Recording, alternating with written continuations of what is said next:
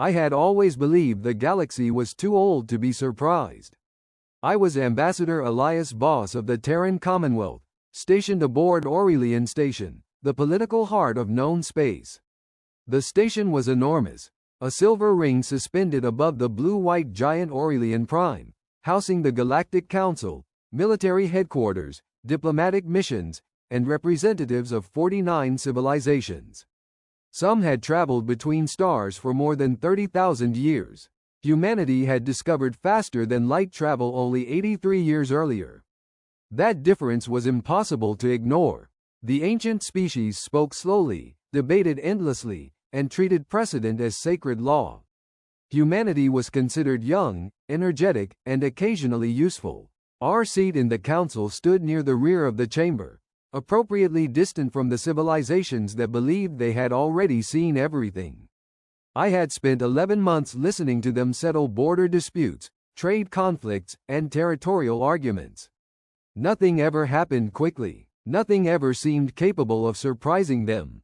Then, on the 14th day of the Neuralis cycle, every alarm in the Hall of Continuance began ringing. The lights turned red, the chamber fell silent, and for the first time since I had arrived on Aurelian, I saw the ancient civilizations look afraid. That was when I understood something simple. The galaxy was old, but it was not invincible. The alarms continued for 17 seconds before the council understood what they were reporting. I was still beneath the central star map when the first emergency projection appeared above the chamber. A red line crossed the galaxy. Then another. Then hundreds. The room erupted. Confirm the transmission. Where did they originate? Are the outer relays still operational? Silence. Speaker Valor's command finally cut through the noise. The old Valori stood at the central platform, his silver robes illuminated by the emergency lights. I had seen him control chambers filled with hundreds of arguing delegates without raising his voice. Now his hands were trembling. A military officer appeared beside him. Speaker, we have confirmed the reports. The Vthrak Dominion has launched a coordinated offensive across 23 sectors. The chamber went still. I knew the name. Everyone did. The Vthrak had existed for nearly 12,000 years. Their civilization was older than humanity's written history by an absurd margin. They controlled more than 600 star systems and possessed the largest military fleet in known space. But they had always stopped short of attacking the council directly. Until that morning. Casualties? Someone asked. The officer hesitated. 37 inhabited worlds have already lost communication. A murmur passed through the chamber. Lost communication? Ambassador Dren demanded. Do you mean their relays were destroyed? No. The officer looked at the delegates. We mean the worlds are gone. For several seconds, nobody spoke. Then the tactical projection expanded. Red symbols spread across the galaxy like blood through water. I watched ancient civilizations realize, one by one, that the war was not happening somewhere distant. It was moving toward them.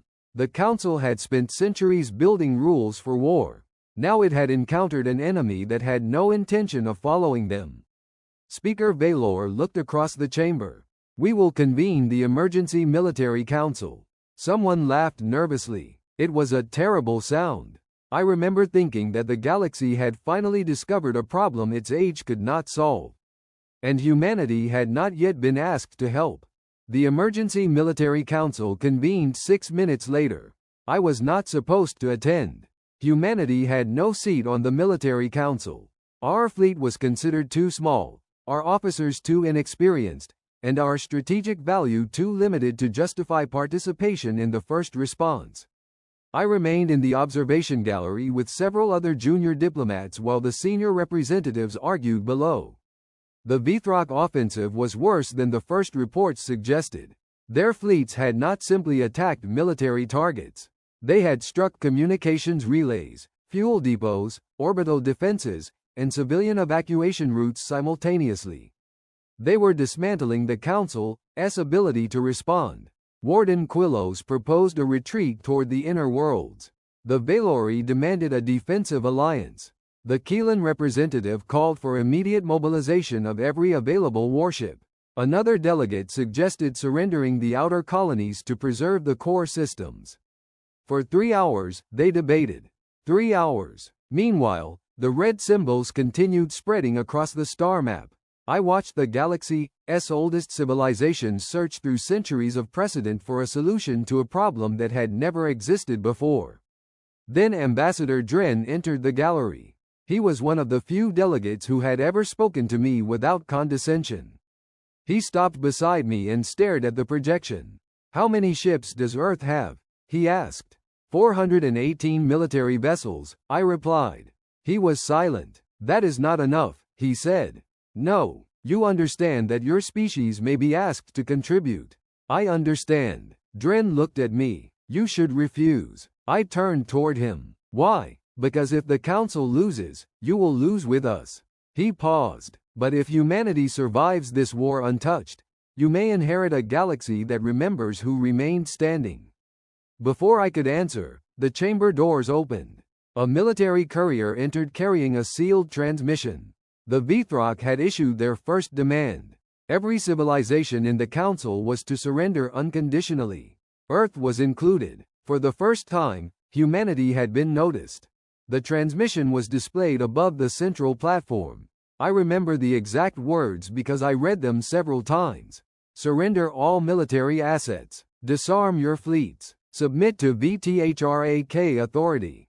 Resistance will result in planetary termination." No explanation followed. No negotiation. No conditions. The chamber remained silent. Then the Keelan representative rose. "This is an unacceptable demand," he said. "The Council cannot surrender to a regional power." "Regional power?" another delegate whispered. "They control 600 systems." The argument began again. I watched from the gallery until Ambassador Dren approached me. "You should return to your embassy," he said. "Why?" "Because the Council will vote shortly." "On what?" "Whether Earth should contribute ships to the defense." I looked down at the chamber. Our 418 vessels were nothing beside the fleets being assembled by the older powers. Still, I went downstairs.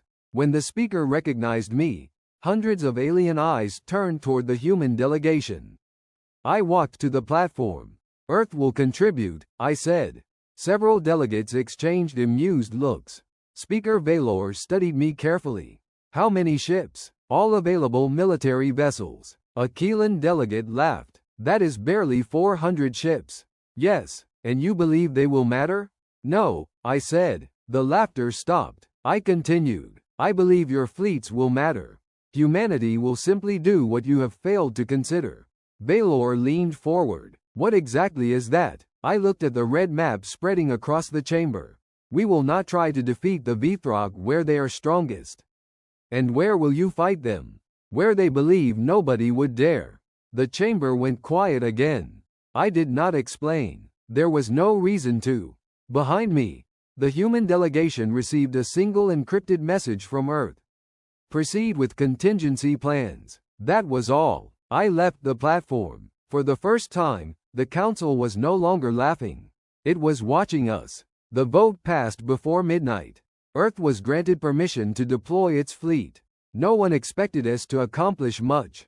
The Council assigned humanity to the Orpheus Corridor, a sector already abandoned by 3 civilizations. It contained no major industrial worlds, no important military bases, and no strategic resources worth defending. I understood the message immediately. They were giving us somewhere to die. I returned to the human embassy and transmitted the Council's orders to Earth. The reply arrived 4 minutes later. "Understood." Nothing else. I stared at the message for several seconds. Our military attaché, Colonel Mara Chen, entered the room carrying a tablet. They started moving," she said. "Where?" "Everywhere." She placed the tablet on the table. The display showed hundreds of human vessels leaving their known positions. Destroyers, carriers, logistics ships, reconnaissance craft. They were not forming a traditional fleet.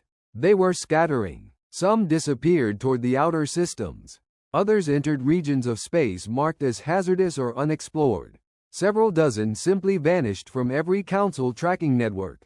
"Are they retreating?" I asked. Mara shook her head. No. Then what are they doing? She looked at me. Preparing. That answer stayed with me. Over the next 6 hours, I watched humanity move. We evacuated civilian populations from exposed colonies. We repositioned supply depots. We abandoned several military installations without firing a shot. Then we destroyed the navigation beacons leading to them. The council observers interpreted the movement as confusion. I knew better. Humanity was not building a defensive line. We were building a battlefield. At 0300, the first Vthrak fleet entered the Orpheus corridor. 30,000 ships. They expected resistance. They found nothing. No human fleet. No orbital defenses. No transmission. Only empty space. The Vthrak advanced deeper into the corridor. Behind them, hidden beyond sensor range, the human ships waited. I received one final message from Admiral Chen before communications went dark. They think we are retreating. A second message followed. Let them continue. Then the third. We have been waiting for them to come here. I watched the Vthrak fleet disappear into the Orpheus corridor. For 6 hours, nothing happened. The council observers grew impatient. Several demanded that humanity reveal its position. One suggested our fleet had fled entirely. I said nothing. At 0917, the first Vthrak transport reached the center of the corridor. Then every light in the tactical display went dark. Not because the systems failed. Because the humans had taken control of them. A signal appeared on every Vthrak vessel simultaneously. You have entered human territory.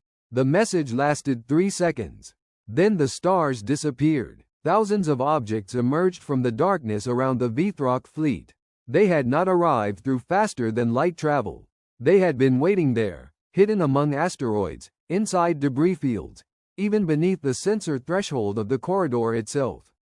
Human ships opened fire, not at the Vthrak battleships, at their communications vessels, at fuel carriers, at navigation ships, at repair platforms. The Vthrak fleet suddenly became blind. Then another wave appeared behind them. I watched the tactical display as the human ships struck from opposite directions, never remaining in one place long enough to be targeted. The Vthrak attempted to form a defensive perimeter. There was nothing to defend against. Every time they concentrated their forces, the humans attacked somewhere else. Every time they pursued, another group struck their rear. Within 20 minutes, the Vthrak had lost thousands of vessels. The council chamber was silent. No one laughed. Admiral Chen finally appeared on the diplomatic channel. Her face was calm. We have isolated the first fleet, she said. Speaker Valor stared at her. How many human ships are involved? Chen paused. Visible ships? Yes, 32. A murmur passed through the chamber. 32 ships had just dismantled a fleet numbering in the thousands. Valor looked at me. What are the rest doing? I already knew the answer. Waiting, I said. And somewhere beyond the mapped stars, humanity's real fleet continued moving. I learned afterward that the first battle in Orpheus had never been the objective. It had been a demonstration. The Vthrak fleet was still trapped, but Admiral Chen refused to destroy it. Instead, human ships continued striking its logistics vessels, forcing the enemy to consume reserves faster than they could replace them. For 3 days, the pattern continued. Strike, withdraw, observe, strike again. The council began receiving surrender requests from Vthrak captains. Then something changed. A Vthrak command vessel emerged from hyperspace behind the human position. It carried enough weapons to destroy the remaining human fleet. The council observers expected Chen to panic. She did not. She simply opened a channel. Confirm identity. The Vthrak commander transmitted his credentials. Chen looked at the display. Understood. Then she gave one order. Execute Phase 2. I had no idea what Phase 2 meant. Neither did the council. The stars around the Vthrak command vessel suddenly brightened. Human ships appeared from nowhere. Not 30, not 300, thousands. They had been hidden beyond the corridor, waiting for the Vthrak to reveal its command structure. The new arrivals surrounded the enemy vessel before its weapons could lock.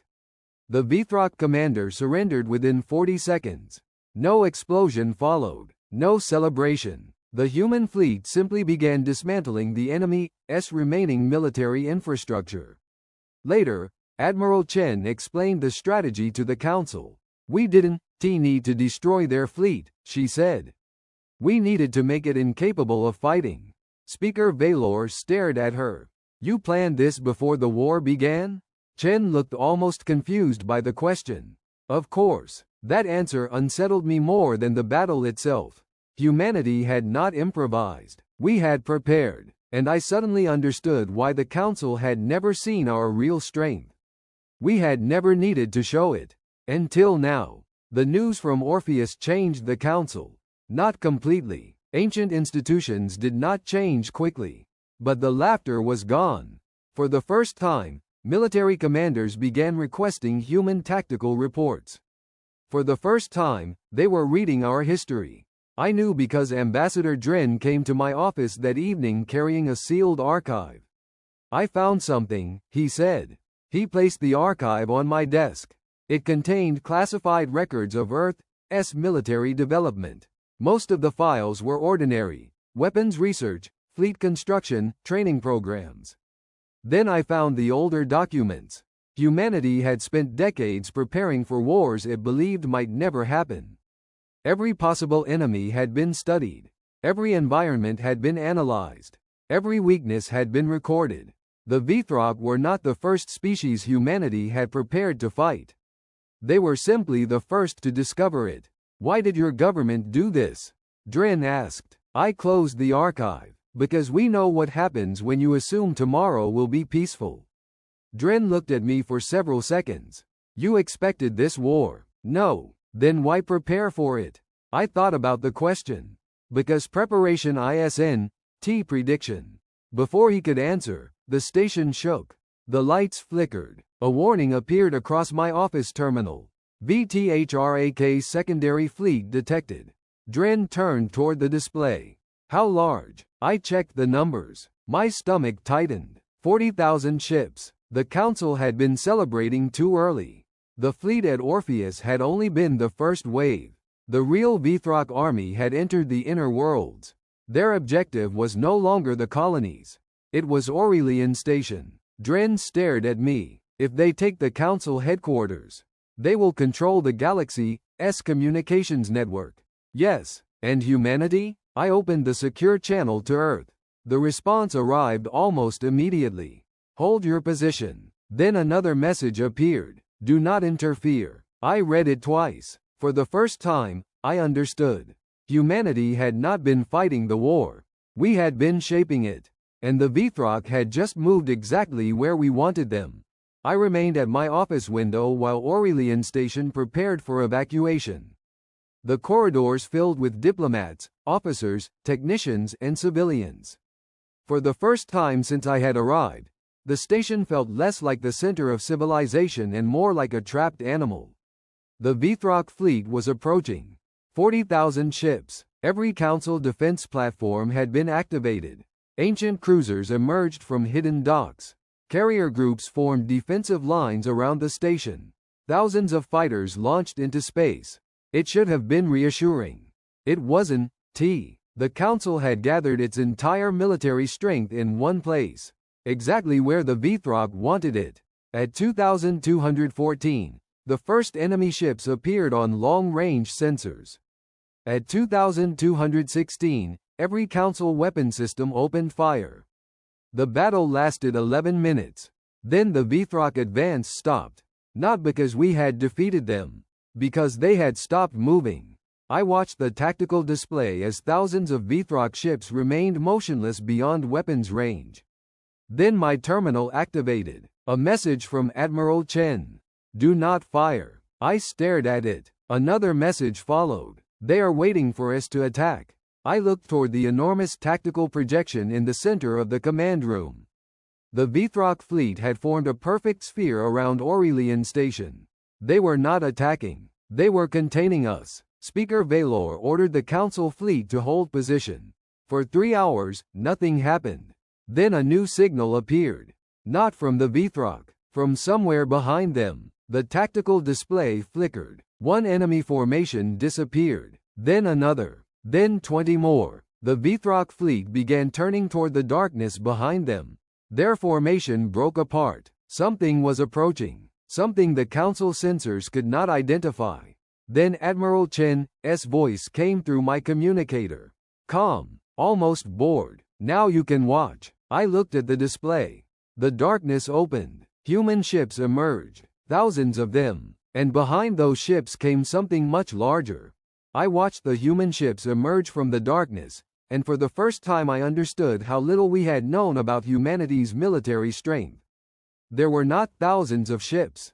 There were far more. They emerged from hidden space in layers, without formation or identification signals. First came scouts, then destroyers, then heavy vessels that did not exist in any Council registry. At the center traveled a single ship. It was so enormous that the tactical system needed several seconds to calculate its dimensions. Admiral Chen opened a general channel. Council forces are to remain where they are. No one answered. Everyone was watching the human fleet. The invasion began 40 seconds later. But we were not the ones attacking. The entire Vthrak fleet lost communications simultaneously. Then their engines went dark. Then their weapons. One by one, enemy ships began turning, as though an invisible force were forcing them onto new courses. I understood what was happening before anyone else. You disabled their navigation, I said. Chen looked at me through the screen. Not only that, red symbols began disappearing from the tactical display. They were not being destroyed. They were simply disappearing. You infiltrated their systems, I said. We did, Chen replied. 3 hours ago. Speaker Valor slowly rose from his seat. You could have done this earlier? Yes. Then why did you wait? Chen looked at him without emotion. Because we needed their entire fleet here. The chamber became completely silent. I looked at the 40,000 motionless Vthrak ships. For the first time, the galaxy was seeing humanity's actual strategy. We had not come here merely to save the Council. We had allowed the enemy to gather itself in one place. And now the door was closed from both sides. The Vthrak fleet was helpless, but humanity did not destroy it. That was the moment the Council became truly afraid. For centuries, the Vthrak had been the force every civilization feared. Their commanders had never negotiated from weakness. Their soldiers had never surrendered willingly. Their empire had been built on the belief that superior strength gave them the right to decide who survived. Now 40,000 warships sat motionless around Aurelian Station. Human ships surrounded them. No one fired. Speaker Valor finally found his voice. Admiral Chen, you have achieved complete tactical superiority. Why are you not attacking? Chen answered without hesitation. Because we are not finished. The chamber became silent again. A moment later, every Vthrak vessel received a transmission. It was not a threat. It was a set of coordinates. Earth. I felt the blood leave my face. Chen continued. We have identified the location of their central command. Valor stared at her. You intend to attack their home system? No. She paused. We intend to end the war. The distinction sounded insignificant. It was not. Human ships began disappearing from Aurelian, one formation at a time. They did not enter hyperspace together. They separated, changing course toward different points across the galaxy. The Council tactical display became a web of movement. Then the first Vthrak command station vanished. A second followed. Then a third. Human forces were striking the Dominion's military infrastructure simultaneously, thousands of light years apart.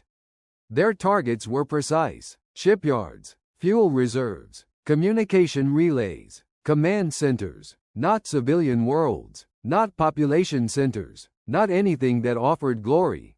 They were removing the machinery of war. I watched the map change.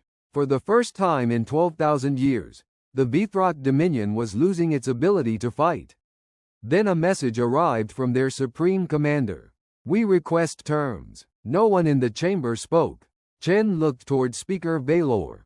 The Council may answer. Valor stared at her. You defeated them. Chen shook her head. No, we made them unable to continue. I understood then. Humanity had not come to conquer the galaxy. It had come to make sure nobody could threaten it again. The Vthrak request for terms changed everything. Until that moment, the Council had believed humanity was simply another military power. Dangerous, perhaps, but still understandable. We had ships, weapons, commanders, and limits. Now those assumptions were collapsing. Speaker Valor asked me to accompany him to the negotiation chamber. For the first time since I had arrived on Aurelian, the human seat was not at the rear. It was beside the speaker. The Vthrak commander appeared as a towering armored figure on the central projection.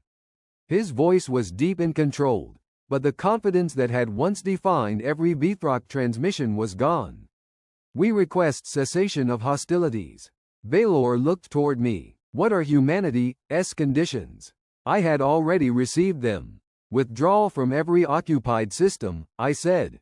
Release of all prisoners. Restoration of civilian governments. Destruction of their offensive weapons beyond their home territory. The Vthrak commander stared at me. You demand disarmament? No, I replied. We demand that you stop preparing to repeat this. Silence followed. Then he asked the question that everyone in the chamber had been waiting for. What will humanity do if we refuse? I looked at Admiral Chen's transmission waiting on my terminal. There were only 6 words. We will continue until you agree. I gave the Vthrak commander the same answer. We will continue. He studied me for several seconds. You could conquer our worlds. Yes. You could destroy our civilization. Yes. Why have you not? I thought about the thousands of worlds beneath the Vthrak flag. Billions of civilians who had never chosen the war. Because defeating you is enough. The commander lowered his head. For the first time, a Vthrak bowed to a human. The treaty was signed 9 hours later. Across the galaxy, human fleets began withdrawing. They left behind no monuments, no demands for territory, no permanent occupation forces, only destroyed weapons, liberated worlds, and a warning recorded in every council archive. Humanity had entered the war as the youngest civilization in the room. It left it as the one nobody wanted to test. The war ended quietly. There was no final battle, no burning Vthrak capital, no human victory ceremony broadcast across the galaxy. The fleets simply stopped firing. Over the following weeks, the Vthrak withdrew from the worlds they had occupied. Prisoners returned home. Civilian governments were restored. Their military shipyards were placed under international observation, and the Council established inspectors to ensure the treaty was followed. Humanity accepted no territory. That surprised everyone. We had entered the war with 12 inhabited worlds and left it with 12. But the political map had changed. Civilizations that had once ignored Earth now requested diplomatic agreements. Trade routes were redirected through human space. Military academies began studying human operations at Orpheus. The Council created an entire department dedicated to understanding our military doctrine. It was called the Terran Strategic Studies Office. I found the name almost amusing. The humans themselves seemed uninterested. Our fleets returned home. Our soldiers returned to their families. Our scientists continued working. Our diplomats went back to arguing over trade agreements. There was no celebration on Aurelian Station. No speeches. No monuments. The galaxy simply became more careful. I noticed the difference in small ways. Alien ambassadors stopped calling humanity young. They still called us young, of course, but now the word carried something different. Respect. Sometimes fear. Occasionally both. Ambassador Dren visited me on the final day of the withdrawal. We stood together beside the observation window, watching the last human warships disappear into hyperspace. You could have taken everything, he said. We didn't want everything. You could have demanded power. We already have what we need. He remained silent for a long time. Then he asked, what happens if another civilization attacks you? I looked at the stars. I suppose we respond. Dren smiled faintly. That answer frightens me more than anything you could have said. I understood why. Humanity had not conquered the galaxy. It had done something more unsettling. It had shown the galaxy that conquest was never necessary for power. Then we went home. Years later, I returned to Aurelian Station. The Hall of Continuance looked exactly as I remembered it, except the human seat was no longer near the rear. It stood beside the speaker's platform. I watched new ambassadors enter the chamber, young representatives from civilizations that had joined the council after the war. They spoke about humanity carefully. They studied our history. They knew the numbers, but numbers were not what remained with me. I remembered the moment the Vthrak fleet had gone silent. I remembered 40,000 warships surrounded by humans who had every opportunity to destroy them. And I remembered that humanity had chosen not to. The galaxy had survived. The Vthrak still existed. The council still existed. Humanity still occupied its small corner of the stars. Nothing had truly been conquered. Everything had changed. A young ambassador approached me. "Ambassador Voss," she asked, "is it true that humanity could have ruled the galaxy?" I looked through the window at the stars. "No." She seemed surprised. "Why not?" "Because ruling the galaxy was never our objective." "What was?" I thought about Earth, home, a small planet beneath a yellow star, carrying a species that had spent its entire history learning how quickly peace could disappear.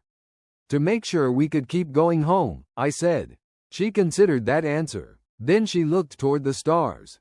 I left her there. Behind me, the council continued its endless debates.